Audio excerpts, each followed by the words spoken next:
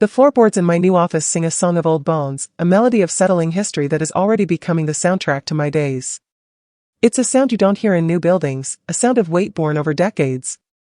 My hand glides across the surface of the desk, the wood worn smooth by the pressure of countless hands, countless decisions. This desk has been the command post for principals for over 50 years. Men, mostly. Men with voices that could quiet a cafeteria with a single, sharp syllable. Men whose portraits now line the main hallway, a gallery of stern-faced authority. And now, there's me. Dr. Alicia Johnson. The title, earned through years of late-night study and a mountain of student debt, still sometimes feels like a suit I'm borrowing, the sleeves a little too long, the shoulders a little too broad. I keep waiting for someone to tap me on the shoulder and say, "All right, the game is over. Time to go home." The movers have left my life in a series of haphazard cardboard towers in the corner. The room smells of lemon-scented polish and the faint, sweet odor of dust trapped in old radiators, a scent that is, to me, profoundly, achingly nostalgic.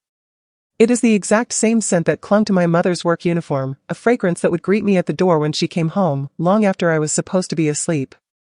I slice the tape on the first box, marked Desk, Important, with a key, my new, shiny, laser-cut key. I begin the ritual of claiming this space.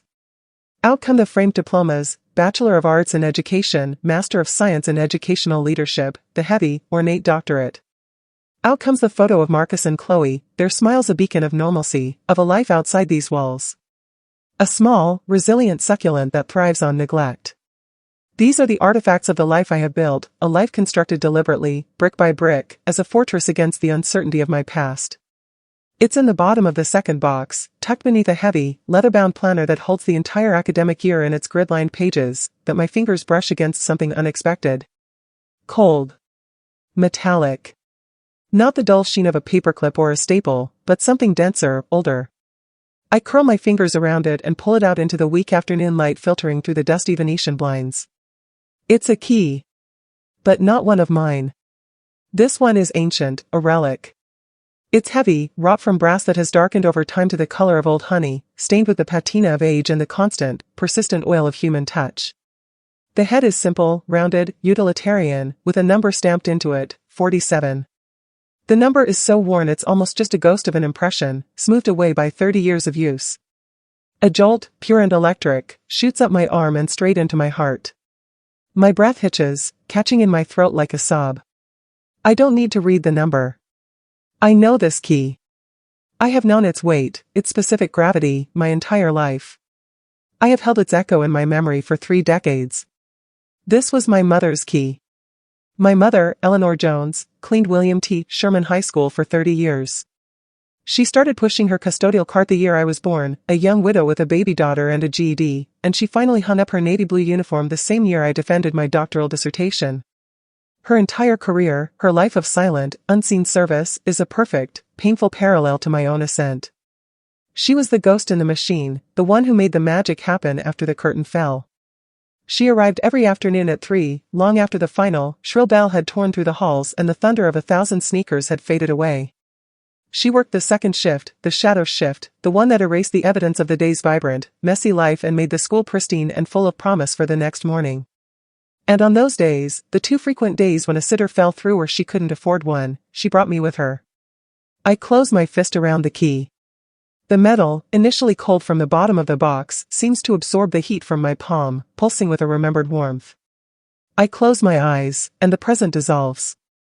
I am 7 years old again, small and quiet as a mouse, trapped in the immense, echoing silence of the school after hours. The school by day was a roaring dragon, all noise and chaos and flying paper airplanes.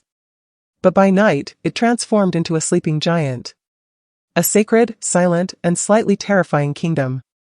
The long corridors, usually blazing with fluorescent light, were plunged into a deep gloom, illuminated only by the faint, greenish glow of the exit signs, which cast long, skeletal shadows that danced and twisted as we moved. The linoleum floors, so loud and trampled during the day, became a vast, black lake, perfectly still, reflecting our slow progress like dark water. My mother's cart was her ship, her clattering, rickety galleon. It squeaked a particular, high-pitched complaint from its left front wheel, a sound I can still hear if I concentrate. It was loaded with her arsenal: spray bottles of sharp, astringent ammonia that made my eyes water, stacks of clean rags that smelled faintly of bleach, a monstrous, canister-style vacuum cleaner with a cord as thick as my wrist, and a gray, wheeled bucket that sloshed soapy water onto the floor as she pushed it, leaving a temporary, shining trail in our wake. My job was simple: to be a ghost. To be silent, still, and invisible. I was to inhabit the corners, to make no sound that would echo in that immense silence. I would curl up in the reading nook of the library, or sit on the floor of a deserted science lab, my back against a cabinet of dusty beakers, with a book from the shelf or a few sheets of scrap paper and a stubby pencil. In that silence, I learned the school's true anatomy. I knew which floorboard in the main hallway, just outside the gym, groaned like a wounded animal when you stepped on it. I knew which window in the old music room had a broken latch and would rattle a frantic, percussive beat when the wind blew from the north. I knew which water fountain, the one by the shop class, delivered water so cold it made your teeth ache. This knowledge wasn't academic, it was instinctual, learned by osmosis from 1,000 quiet evenings. And I watched my mother work. I learned the art of her labor. It wasn't just cleaning, it was a ritual of restoration. She would enter a classroom left in a state of beautiful, post-apocalyptic chaos, chalk dust hanging in a haze in the air, a constellation of pencil shavings and notebook paper scraps littering the floor, desks shoved into chaotic clusters like a failed seance. She would survey the scene for a moment, her hands on her hips, and then she would begin. There was a rhythm to it, a grace I didn't appreciate then. She'd start at the blackboard, wiping it down with a wet rag until the dark green slate was a perfect, blank canvas, erasing the day's lessons on algebra and history. She'd then move to the desks, straightening them into neat, soldier-straight rows with a practiced shove of her hip, aligning them with the floor tiles as if her eye was a laser level. Then came the sweeping, the long, whispery strokes of the push broom gathering the detritus of learning into a single, sad pile. Finally, the mopping, the grand finale. She'd push the wet mop in great, sweeping arcs, her body swaying with the motion, leaving the floor gleaming and wet, the sharp, clean smell of disinfectant rising like incense. With her hands and her rags and her silent, steadfast labor, she performed a nightly miracle. She took the vibrant chaos of childhood and education and transformed it into a state of perfect, silent order.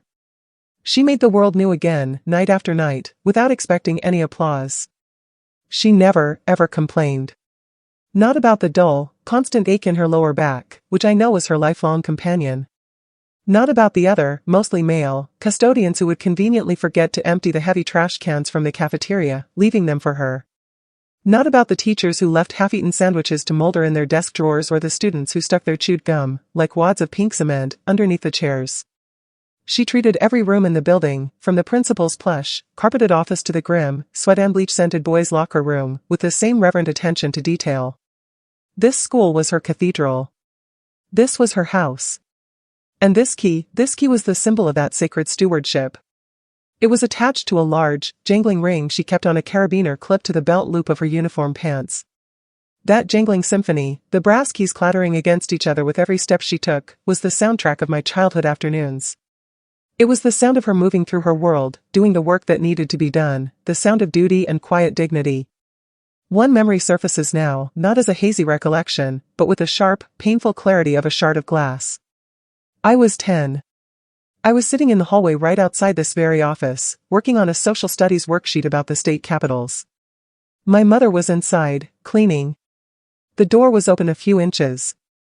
I saw the principal, Mr. Henderson, a man with a vast, barrel chest and a voice that could silence a riot, approach the doorway. He didn't enter. He just stood on the threshold, a king surveying his servant, and watched as my mother emptied his polished brass wastebasket and carefully dusted the framed photographs on his large, imposing desk. He said, in that booming voice he used for assemblies, "Make sure you get the corners, Eleanor. Dust accumulates in the corners." My mother didn't stop. She didn't look up. She just gave a small, tight nod, a barely perceptible dip of her head. "Yes, sir," she said, her voice a soft murmur against his thunder. He stood there for another moment, a monument of authority, then turned on his heel and walked away, the sound of his leather soles on the linoleum like a series of period marks at the end of a sentence. I remember a hot, prickling wave of shame and a pure, white-hot fury flooding my small body. I hated the way he said her name, Eleanor, as if it were a job title, not a name. I hated that he didn't see the quiet artist, the restorer of order. He only saw the woman who cleaned the corners. When she came out, carrying the wastebasket to her cart, I looked up at her, my face burning, my fists clenched around my worksheet. "Mom," I whispered, my voice tight with anger. "Why does he talk to you like that? Like you're nothing?" She stopped and knelt down in front of me, her knees emitting soft pops. She put her rough, capable hands on my shoulders. They always smelled faintly of soap and bleach, a scent I have forever associated with love, with safety, with absolute devotion. "Alicia," she said, her voice low and firm, a rock in the swirling river of my emotion. "He is not talking down to me. He is the principal. He is telling me what he wants cleaned. That is his job. And my job is to clean it. There is no shame in work, baby. There is only shame in not doing your work well. In not taking pride in what your hands can do." She used her thumb, calloused and strong, to wipe a smudge of pencil lead from my cheek. "But you listen to me. You are not going to spend your life listening to the jangling of these keys." She shook the keyring at her hip for emphasis, the sound harsh in the quiet hall. "You are going to spend your life using your mind. You are going to sit in these classrooms as a student. And then, one day, you are going to have a key of your own. A key to an office. A key that opens more than just a door. Do you understand me? You look at this school, and you don't see a place to clean. You see a place to learn. You see a place to lead." I nodded, tears stinging my eyes, but I didn't fully understand the weight of her prophecy. I only understood the part about escape. The jangling keys were a sound I was supposed to outrun. They were the sound of a life of silent, overlooked service. They were the sound of being told to mind the corners. I opened my eyes. The present rushes back in, but it's different now. The key is still in my hand, a solid, heavy truth. My mother's words, spoken in a dim hallway 30 years ago, have come to pass with an almost terrifying precision. I have a key to an office. Many keys, in fact. But this one, her key, feels heavier than all the others combined. It isn't just a piece of metal. It's a reliquary. It holds the memory of sore muscles, of missed school plays, of silent meals, of a million tiny sacrifices. It is the physical weight of her love. Because the path from that hallway to this desk wasn't a straight, triumphant march. It was a long, grueling battle, fought on two fronts, against the world that expected so little of a girl from my background, and against the quiet, complex, and often unspoken tension with my mother herself. High school was the first real battlefield. I was a student in the very building my mother serviced. By day, I walked the same halls she mopped by night. It created a strange, schizophrenic existence. I was a teenager, desperate to belong, to forge an identity, and my identity is, for everyone, tied to my mother's profession. There goes Alicia Jones. Her mom is the cleaner. It was never said with outright cruelty, but with a casual, unthinking categorization that was somehow worse. It was a fact, like the color of the sky. I was determined to be more than that fact. I was determined to be a question, an exclamation, something that couldn't be so easily filed away. I became a ghost by day, too. I buried myself in books, in the safe, ordered worlds of literature and history. I joined the debate team, finding power in constructing logical arguments, in having a voice that was heard and respected. I stayed late in the library, volunteering to reshelve books just so I could leave long after the final bell, walking home alone in the gathering dusk, solely to avoid the possibility of seeing my mother pushing her cart, of having my two fragile worlds, the ambitious student and the cleaner's daughter, collide in a public, cringe-inducing crash. One afternoon, my debate coach, the brilliant and demanding Mrs. Gable, had kept our small team late preparing for a crucial state tournament. I was the team's lead speaker, and we were practicing our rebuttals in a second-floor classroom, the air thick with rhetoric and nervous energy. It was past 6 o'clock, and the school had long since fallen into its deep evening silence. We finally packed up our note cards and arguments, my mind buzzing with points about geopolitical sovereignty and ethical frameworks. As I stepped into the hallway, my debate bag slung over my shoulder, I saw her. My mother was at the far end of the corridor, down on her knees, scrubbing at a stubborn, waxy-looking stain on the floor. It was a deep, rosy pink. Lipstick. Ground into the linoleum by a careless heel. She was wholly focused, her shoulders and back working in a steady rhythm as she first scraped at it with a putty knife, then attacked it with a stiff-bristled brush and a torrent of soapy water. Mrs. Gable, walking beside me, her arms full of folders, followed my gaze. "Oh, your mother is still here," she said, her voice infused with a genuine kindness. "She does such a wonderful job. This place always looks so spotless. The school would truly fall apart without her, you know." I felt a hot, prickling flush creep up my neck and flood my cheeks. In that moment, I didn't want Mrs. Gable's kindness. I didn't want to be the girl whose mother was on her knees, scrubbing another woman's lipstick off a public school floor. I wanted to be Alicia Johnson, the brilliant debater, the one with a razor-sharp mind and a future that stretched all the way to the horizon. I wanted to be defined by my intellect, not by my mother's vocation. I muttered something, a non-committal, guttural sound of acknowledgement, and I hurried away, my eyes fixed straight ahead, praying to any god that would listen that my mother hadn't seen me see her. But of course, she had. In her kingdom of after-hours silence, she saw and heard everything. When I got home, much later, the house was quiet and dark save for the single lamp glowing next to her armchair. A plate of food, meatloaf and mashed potatoes, was covered in plastic wrap on the stove. My mother was sitting in her chair, darning a hole in one of my school socks, the needle flashing in the lamplight. She didn't look up when I came in. I heated my food in the microwave, the hum of it loud in the silence, and sat at the small formica table to eat. The silence between us was a physical presence, thick and charged with everything we never said. Finally, she spoke, her voice quiet but clear, cutting through the stillness like her needle through the fabric. "That Mrs. Gable seems like a nice woman."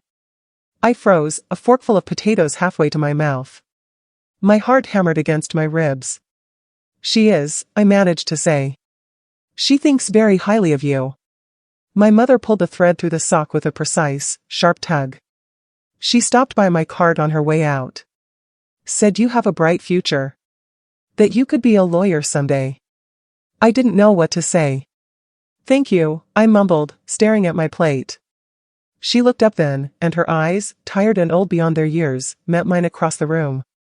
In their depths, I saw a pain so deep and weathered it was like the grooves in the floorboards of this school. "You don't have to be ashamed of me, Alicia." The words were simple, softly spoken, but they hit me with the force of a physical blow. They stole the air from my lungs. "I'm not," I started, the automatic denial, but the lie withered and died in my throat, choked by the truth of my own actions. "I see the way you look away," she continued, her voice still calm, but with an undercurrent of a sorrow so profound it seemed to have no bottom. "I see you hurrying down a different hallway. I know you stay late at the library so you don't have to walk home with me. This work is what puts this roof over our heads. This work is what puts the food on that plate you're eating. This work is what gives you the chance to stand up and debate and to dream your big dreams. There is dignity in this. Never you forget that." I stared down at my plate, the food suddenly looking like a foreign, unapet substance. The shame I felt now was different, more corrosive. It wasn't shame for her, it was a scalding, all-consuming shame for myself. For my own ingratitude, for my own fragile, pathetic pride. I wanted to crawl across the floor and put my head in her lap and tell her that I was proud of her, that I saw how hard she worked, that I saw the strength in her shoulders and the love in every meal she cooked. But the words were trapped, lodged in my throat by the terrible, awkward vulnerability of being 17. That was the last time we ever spoke of it directly. The unspoken recognition I craved from her, the "I'm so proud of you" that every child aches to hear, was, from that night on, replaced by a new, unspoken understanding on my part. I began to see her work not as a mark of our low station, but as the very foundation upon which my ambition was built. Her silence, her steady, uncomplaining labor, became the fuel for my fire. Every time I felt tired, every time I wanted to quit, I would remember her on her knees, and I would push harder. Getting into college was the next great war. It was a fight against the guidance counselor who, looking at my address and my mother's profession, gently suggested I have a backup plan and consider the local community college. It was a fight against the labyrinthine financial aid forms that made my head spin and my eyes blur with tears of frustration. It was a fight against the sheer, soul-crushing cost printed on the tuition statement from the state university, a number so large it felt like a physical wall. My mother sat with me at our kitchen table, the single overhead light casting a harsh glow on the papers spread between us. Her work-roughened fingers, nails cut short and utterly practical, traced the lines of the numbers as if she could somehow diminish them through touch. She didn't offer platitudes. She didn't say, "We'll find a way," with false cheer. She just studied the numbers for a long, quiet time, her brow furrowed. Then she looked at me, and her eyes were steady. We will find a way, she said, and the simple conviction in her voice was more powerful than any promise. And she did.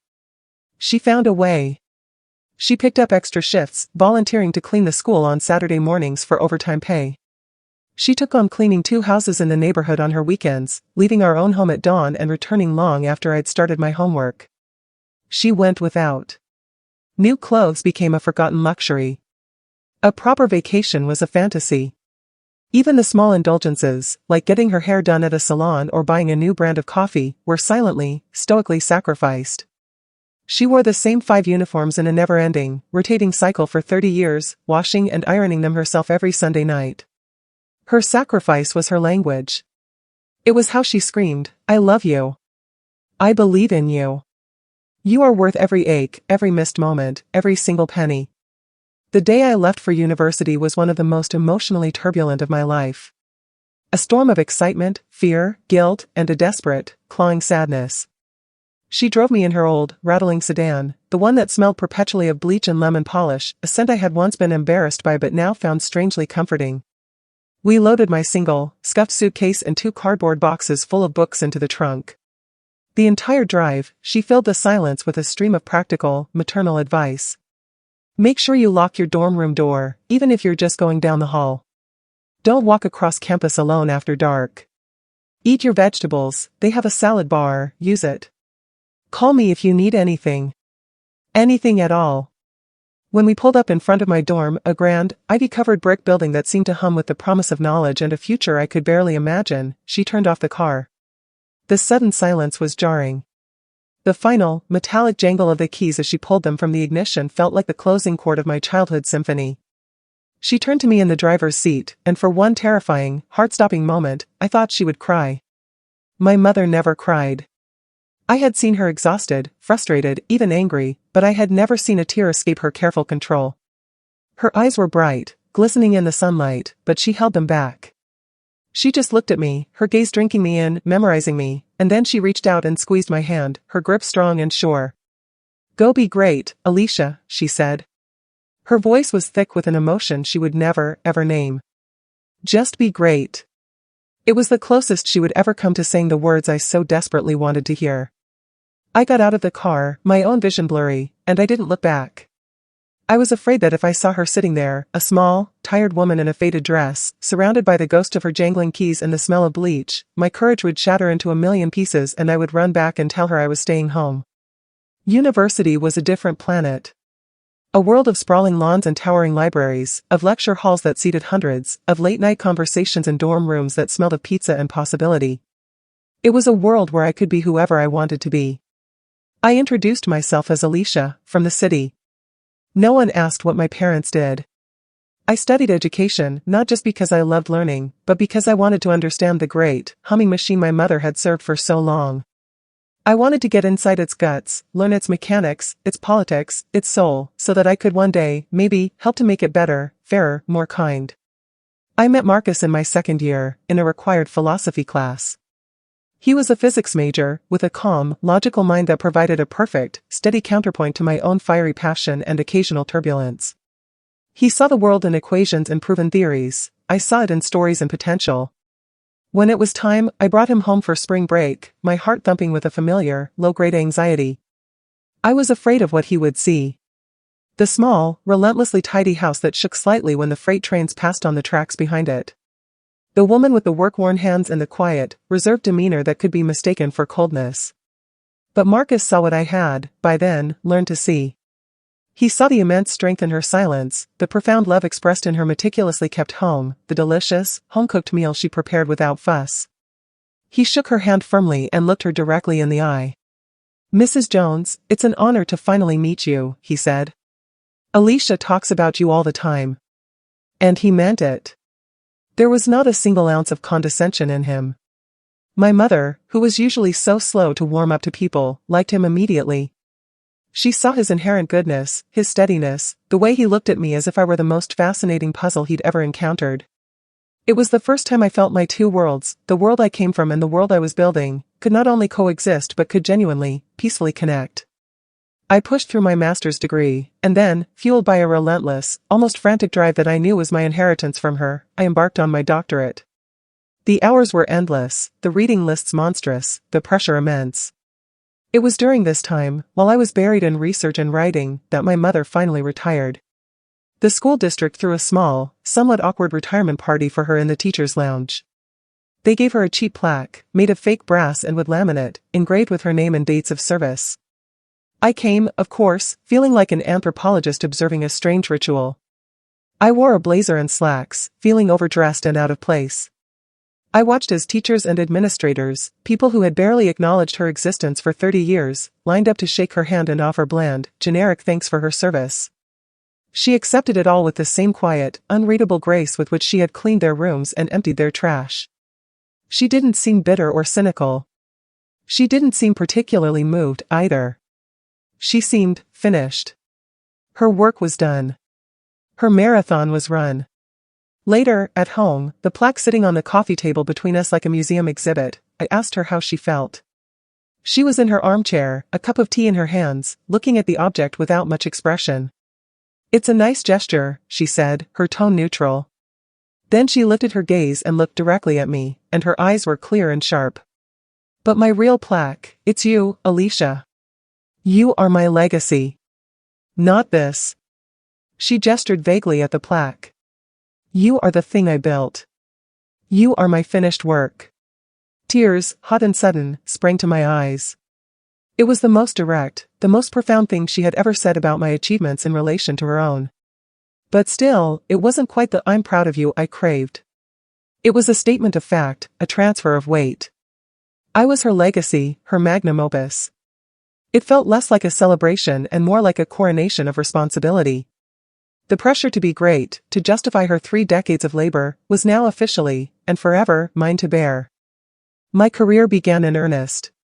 I became a teacher, pouring everything I had into my own classroom, trying to be the kind of educator who saw the potential in every student, especially the quiet ones in the corners. I became a vice principal at a different, tougher school across town, a place where the challenges were more immediate and visceral than any debate tournament. I earned a reputation for being firm but profoundly fair, for having a seemingly preternatural understanding of the school building as a living, breathing entity. I knew which back stairwell the kids used to skip class because I had hidden in it as a child. I knew how sound carried through the ancient heating vents because I had listened to the night janitor's conversations through them. I had learned the school from the ground up, from the subfloor to the rafters, in a way none of my colleagues, with their advanced degrees and their theoretical models, ever could. And then, the call came. The superintendent himself. The principal of my old alma mater, William T. Sherman High, was retiring. They were conducting a nationwide search, he said, but my name was at the very top of their list. He said I had a unique understanding of the community, the history, the very bones of the place. When the formal offer letter arrived, on thick, embossed stationery, I sat at my own kitchen table and I cried. Great, heaving sobs that shook my whole body. Marcus held me, confused but supportive. It felt like a homecoming and a conquest all at once. It felt like the end of a very long, very arduous journey. I had done it. I had gotten the key to the office. I told my mother over Sunday dinner, just like always. She had made her famous pot roast, with carrots and potatoes that were always perfectly tender. Marcus and Chloe were there, their laughter and bickering filling the small house with a vibrant, living noise. "Mom," I said, after the plates were cleared and we were sipping tea. My heart was thumping again, just like when I was 17. "I have some news. They've offered me the job. The board approved it last night. I'm going to be the new principal. At Sherman High." There was a beat of silence. Marcus reached under the table and squeezed my hand, a silent message of congratulations and solidarity. Chloe, perceptive beyond her years, looked back and forth between the adults, sensing the gravity of the moment. My mother slowly put down her teacup. It clinked softly, precisely, against the saucer. She looked at me, her expression as unreadable as it had been the day she received her retirement plaque. "Principal," she repeated, as if testing the word on her tongue, feeling its weight and shape.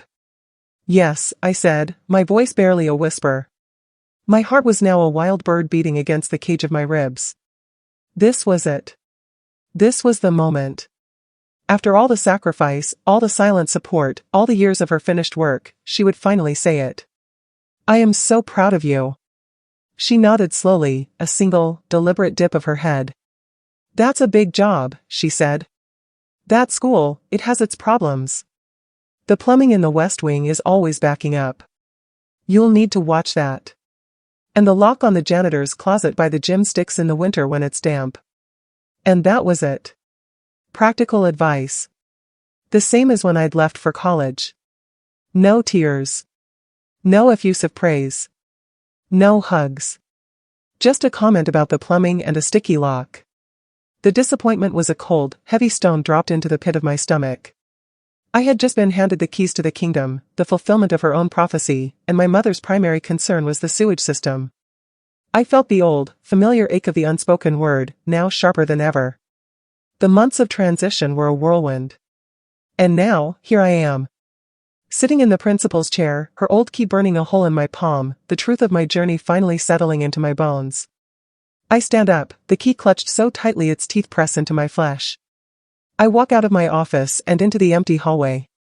It's late. The school is silent, just as it was all those years ago. But this time, I am not a ghost. I am not a shadow. I am the principal. The sound of my own heels on the linoleum is the sound of authority. I walk the halls, my footsteps the only sound in the immense building. I run my hand along the cool, metallic surfaces of the lockers. I peer into the dark, waiting classrooms, seeing the shapes of desks and chairs like sleeping animals. I see it all with a dual vision, through the eyes of the administrator, assessing, planning, managing, and through the eyes of the little girl who watched her mother preserve this place with soap and sweat and silent love. I find myself heading, almost unconsciously, towards the West Wing, remembering her words about the plumbing. I smile a little to myself, a sad, fond smile. Of course she was right. There's a faint, damp, slightly sour smell near the boys' bathroom, a telltale sign of a chronic issue. I make a mental note to put in a work order first thing in the morning. Her practical knowledge, born of 30 years of intimacy with this building, is still a guide. I end up in the main hallway, the grand central artery of the school, the one that leads to the front entrance with its heavy, double doors. This was her domain. This was the vast river of linoleum she polished to a high, mirror-like gloss every single night, a task that took her over an hour. I stop in the very center of it, under the great, vaulted ceiling that rises into shadow. And then, on an impulse I don't question, I kneel down. The floor is clean. The day crew has done a competent job. But I place my palm flat against it, as if taking a vow. It's cool and unyielding. And in that moment, the two halves of my life, the two competing visions I have carried for so long, finally merge, fuse, and become one single, clear, undeniable truth. I see it all. Not as a climb from shame to power, but as a continuum. A legacy of care. My mother wasn't just cleaning floors. She was preserving a temple of learning. She was creating the pristine, orderly conditions for magic to happen in a child's mind. She was, in her own silent, powerful, essential way, an educator. She taught me about diligence, about taking pride in a job well done no matter how humble, about the profound, unassailable dignity of service. She taught me that leadership isn't about being served, it's about serving. It's about having the vision to see the big picture, but the humility to never forget the corners. Her key wasn't a symbol of subservience. It was a symbol of stewardship. It was the key that unlocked the school each night, that allowed the restoration to happen, that made the next day's learning possible. And my key, my principalship, is the same. It's not about power or prestige, it's about profound responsibility. It's about continuing her work, her mission of care, just in a different uniform, with a different set of tools. The unspoken recognition I had been seeking from her all my life, the words that I thought would validate my entire existence. I finally understand, with a clarity that is almost painful, that she had been giving it to me all along. Not in words, but in a lifetime of actions. In every sore muscle, every missed lunch, every silent sacrifice, every uniform washed and worn thin. Her entire life was a testament, a roaring, screaming, undeniable declaration of her belief in me. Her pride wasn't in my title or my degrees, it was in my character, a character she had built with her own work-roughened hands, a character strong enough to eventually bear the weight of this office. I get to my feet, the key now warm and familiar in my hand. I don't feel its weight as a burden anymore. I feel it as an anchor, tethering me to what is real and true. I feel it as a connection, a lifeline to the strongest woman I will ever know. I walk back to my office, my steps sure and steady now, the echo of my heels a confident rhythm in the silent hall. I sit at the desk, my desk, and I look at the photo of my daughter, Chloe. Her bright, curious, fearless eyes stare back at me. What legacy will I leave for her? What lessons will she learn from watching me navigate this world? Will she see only the stress, the long hours, the power? Or will she see the service, the care, the love for this old, creaking building and the thousands of souls who pass through it? I pick up a pen. I have 100 emails to answer, a budget to review, a school to run. But first, I do one more thing. I take my mother's old key, the heavy, brass key stamped with the number 47, and I carefully, deliberately, with a sense of sacred ceremony, thread it onto my own key ring.